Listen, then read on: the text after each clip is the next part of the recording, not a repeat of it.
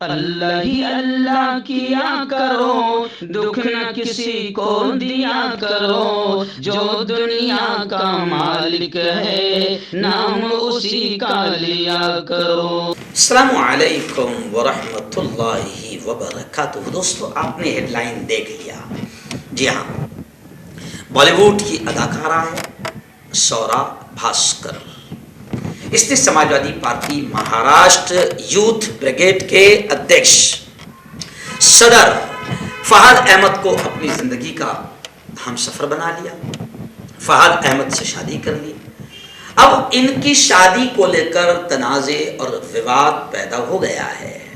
حالانکہ آپ نے دیکھا ہوگا کہ کچھ لوگ زبردست انداز میں فہد اور سورا بھاسکر کو مبارکبادیاں پیش کر رہے ہیں۔ فہد احمد جو ہے وہ سماجوادی پارٹی کے یوتھ لیڈر ہیں، تو باقاعدہ جناب محترم ابو عاصم اعظمی صاحب نے بھی باقاعدہ انہیں مبارکبادیاں پیش کی، اور بھی کئی لوگ ہیں جو انہیں مبارکبادیاں پیش کر رہے ہیں۔ لیکن فہد کی شادی کو لے کر اسلامی اسکالرز اور علماء کرام نے اعتراض جتایا، جس میں بالی ووڈ اداکارہ کی فہد سے شادی پر تنازع پیدا ہو گیا ہے، اور مولانا شہاب الدین رضوی نے اس شادی کو، اس نکاح کو ناجائز اور حرام قرار دیا ہے، اور انہوں نے کھل کر یہ بات کہی ہے کہ سورا بھاسکر پہلے اسلام قبول کرے تبھی شادی جائز ہوگی۔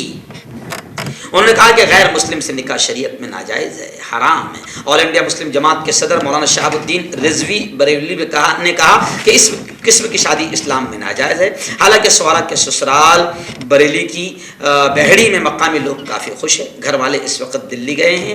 بالی ووڈ اداکارہ سورا بھاسکر نے سماجوادی پارٹی کے یوتھ لیڈر کو اپنی زندگی کا ہم سفر بنایا۔ سورا بھاسکر نے ٹویٹ کر کے یہ معلومات دی، ساتھ ہی انہوں نے ٹویٹ کے ذریعے شادی کی کچھ تصویریں اور ویڈیوز بھی شیئر کی ہے۔ سورا بھاسکر نے فہد احمد کے ساتھ کورٹ میرج کی ہے۔ آپ کو یاد ہوگا کہ سورا بھاسکر اور فہد جب ملک میں NRC اور CAA کی آگ لگائی گئی تھی، اور 1 سال تک کے ہر شہر اور ہر گاؤں میں لاکھوں کروڑوں مسلمان راستوں پر اتر کر CAA اور NRC جیسے کالے اور ظالم اور ہٹلرانہ تانا شاہی والے قانون کا وروਧ کر رہے تھے، اس موقع پر سورا بھاسکر اور فہد یہ بھی باقاعدہ الگ الگ پروگرامس میں شریک ہوتے تھے، اور CAA اور NRC کے خلاف زبردست انداز میں بولتے تھے۔ اسی دوران کہا جاتا ہے کہ ان دونوں میں نزدیکی ہوئی، اور یہ نزدیکی، یہ قربت پھر زندگی کے ہم سفر میں بدل گئی، اور دونوں نے شادی کر لیا۔ لیکن ان کی شادی کے بعد اب یہ وواد چھڑ پڑا ہے کہ اس طریقے سے اسلام کا مذاق نہ بنایا جائے۔